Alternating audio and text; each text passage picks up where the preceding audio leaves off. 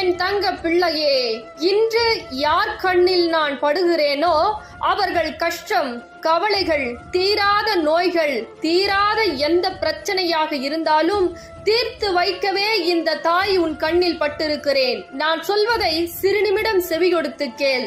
பல மனிதர்களால் துரோகம், ஏமாற்றம், கஷ்டம், கண்ணீர், மனவேதனை, துரோகம் என பல விஷயத்தை நீ அனுபவித்து விட்டாய்.